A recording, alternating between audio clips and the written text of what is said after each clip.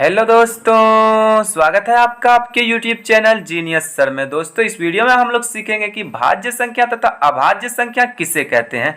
तो अगर आपको ये वीडियो अच्छा लगे तो वीडियो को लाइक एंड चैनल को सब्सक्राइब जरूर कीजिएगा। तो चलिए वीडियो को स्टार्ट करते हैं। तो आइए दोस्तों, हम लोग सीखते हैं सबसे पहले भाज्य संख्या। तो भाज्य संख्या को दोस्तों इंग्लिश में कंपोजिट नंबर्स कहते हैं। ठीक है दोस्तों, भाज्य संख्या को इंग्लिश में हम लोग कंपोजिट नंबर्स कहते हैं। अब इसकी डिफिनेशन की बात करें तो दोस्तों आइए हम इसकी डिफिनेशन को लिख लेते हैं।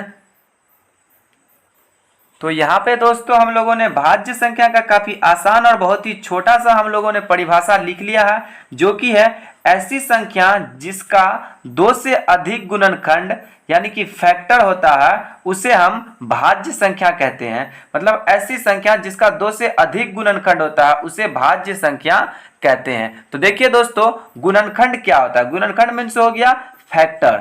तो कहने का मतलब है, जैसे देखिए दोस्तों, हम यहाँ पे एक नंबर लिखते हैं 4। ठीक है दोस्तों, तो 4 का जो फैक्टर है ये क्या क्या सब हो सकता है। देखिए 4 जो हमको अगर पता करना है कि ये भाज्य संख्या है कि अभाज्य संख्या है, तो सबसे पहले हम देखेंगे कि 4 का फैक्टर कौन कौन सा नंबर है, कौन कौन सा नंबर है जो 4 को काट सकता है, वही उसका गुणनखंड कहलाएगा 4 का। तो देखिए दोस्तों, 4 को 1 काट सकता है, ठीक है। उसके अलावा 1 के टेबल में 4 आएगा, फिर 2 के टेबल में भी 4 आएगा, और उसके बाद क्या है दोस्तों, 4 के टेबल में भी 4 आएगा। तो देखिए इसका 2 से अधिक फैक्टर है, 1 2 3, 3 फैक्टर है, तो इसलिए 4 आपका क्या हो जाएगा दोस्तों, भाज्य संख्या हो जाएगा। उसी तरीके से हम यहाँ पे एक 9 ले लेते हैं। तो 9 देखिए दोस्तों कौन कौन सी संख्या से कटेगी। एक तो 1 से कट जाएगा ये संख्या, उसके अलावा फिर ये 3 से कटेगा, और उसके अलावा फिर ये किससे कट जाएगा, 9 से कट जाएगा। तो इसके पास भी देखिए दोस्तों 2 से अधिक फैक्टर है। तो जिस संख्या के पास भी 2 से अधिक फैक्टर यानी कि गुणनखंड होता है वो संख्या आपका भाज्य संख्या कहलाता है। जैसे हम यहाँ पे एक और नंबर लेते हैं, जैसे देखिए 16। ठीक है दोस्तों, 16 भाज्य है कि अभाज्य है आपको पता करना है। तो देखेंगे यहाँ पे ये 1 से कटेगा 16, फिर 2 से भी कटेगा, फिर उसके बाद 4 से भी ये नंबर कट जाएगा, फिर 8 से भी कट जाएगा, फिर उसके बाद 16 से भी कट जाएगा। तो देखिए इसके पास भी कितना 2 से अधिक फैक्टर है, तो इसका मतलब 16 भी क्या है दोस्तों, आपका भाज्य संख्या है। ठीक है। इसके अलावा हम और अगर नंबर देख लें, 96 ले लें, या फिर 9 ले लें, या फिर क्या कहता है दोस्तों 90 ले लेते हैं, तो ये संख्या भी आपका भाज्य कि अभाज्य पता करने के लिए हम देखेंगे 90 किससे कटेगा, 1 से कटेगा। कोई भी संख्या खुद से और 1 से हमेशा कटता है। ठीक है, 1 से कटेगा, उसके अलावा ये 2 से कट जाएगा, फिर 3 से कट जाएगा, उसके अलावा दोस्तों ये 5 से भी कट जाएगा। तो आगे बहुत सारे नंबर हो गए जिससे क्या कहता है ये 90 कट जाएगा। तो देखिए इसके पास भी कितना फैक्टर है दोस्तों, 2 से अधिक फैक्टर है। तो जिस संख्या के पास भी 2 से अधिक फैक्टर है वो आपका भाज्य संख्या कहलाएगा। और दोस्तों यहाँ पे मैं आपको बता दूं कि जितने भी सम संख्या है, सभी सम संख्या क्या है दोस्तों, आपका भाज्य संख्या है। सभी सम संख्या भाज्य संख्या होता है केवल और केवल 2 को छोड़कर। ठीक है दोस्तों, 2 एक सम संख्या है लेकिन यह एक भाज्य संख्या नहीं है। 2 आपका अभाज्य संख्या है।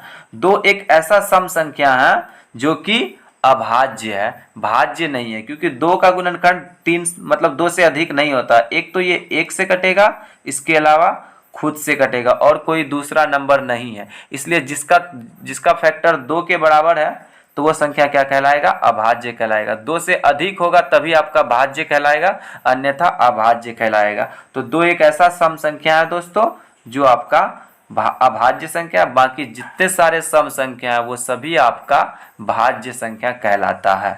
तो आइए दोस्तों अब हम सीखते हैं अभाज्य संख्या किसे कहते हैं।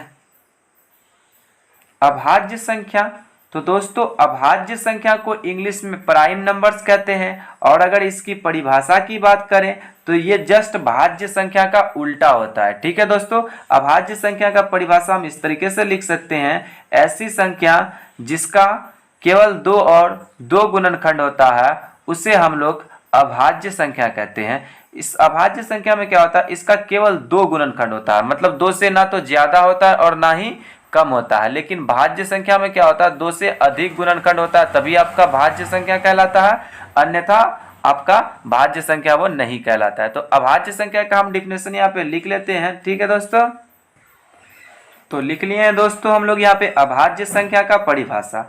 ऐसी संख्या जिसका केवल 2 गुणनखंड होता है उसे हम अभाज्य संख्या कहते हैं। तो देखिए दोस्तों, अब हम इसको समझ लेते हैं।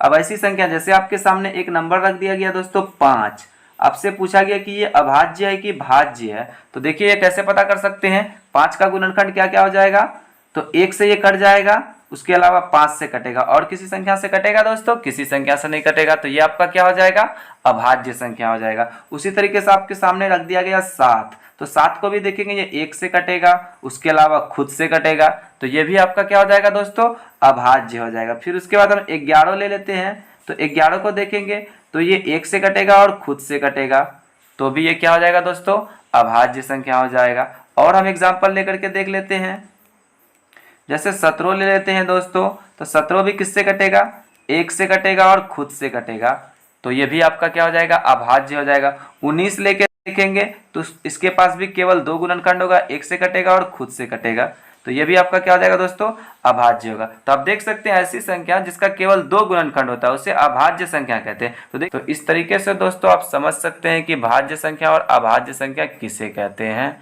तो मुझे उम्मीद है दोस्तों कि आपको ये वीडियो अच्छी लगी है। अगर वीडियो अच्छी लगी हो तो वीडियो को लाइक कीजिए, दोस्तों के साथ शेयर कीजिए, और अगर हमारे चैनल पर आए गए तो प्लीज़ हमारे चैनल को सब्सक्राइब कीजिए। मैं मिलता हूँ आपसे एक नए टॉपिक के साथ, तब तक के लिए धन्यवाद।